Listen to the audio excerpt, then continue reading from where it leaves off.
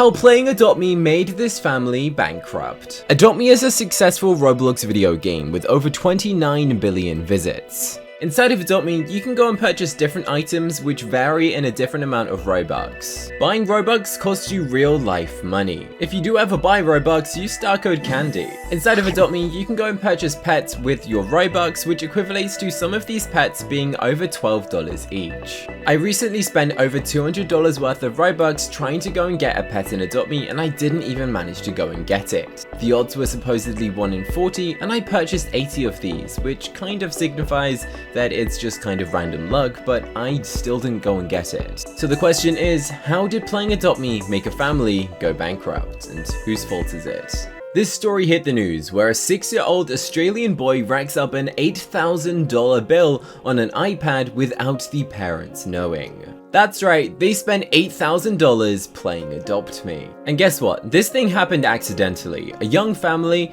found themselves financially strapped when the 6-year-old son unknowingly spent $8,000 on their dad's iPad.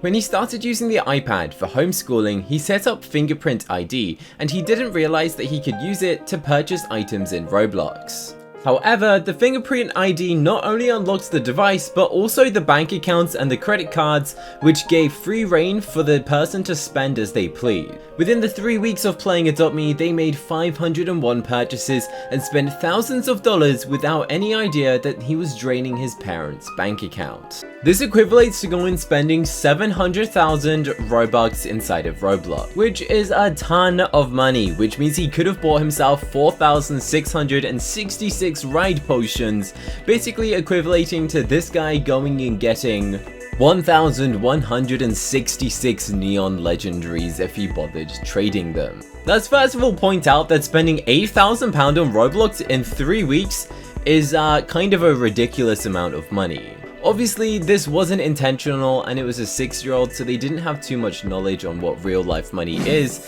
and have an understanding of how it works. It's not really the child's fault, as they didn't really know what they were doing. I guess they were just going and clicking buy because they need more bucks to go and use the hatch now feature or to go and get something in the game. For example, if I wanted to go and buy an item and I don't have enough in-game currency, it would tell me to go and buy it with some real life money. The parents said that they couldn't go and get a refund from Apple, which is the place that they went and purchased it from.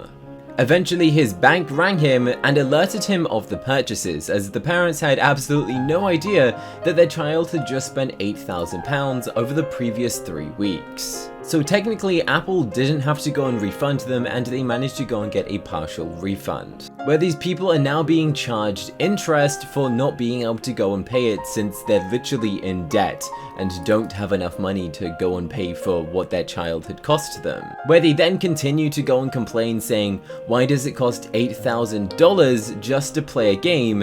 It's ridiculous. Thankfully, they got their money back after the TV show of this aired on the news, and Apple decided to waive their fee. This isn't technically Adopt Me's fault whatsoever. Then again, it's also the parents' permission for going and allowing those types of transactions on their devices. So realistically, if you're a parent, make sure that everyone has like that type of stuff set up to go and prevent these purchases from even happening in the first place. As for what he did with those 8,000 Robux worth of items, I'm very much intrigued. Maybe he is one of the richest players in Adopt Me today. Be sure to leave this video a thumbs up and comment down below if you enjoyed watching this series where I discuss some potential things which are about to Adopt Me but slightly different than normal.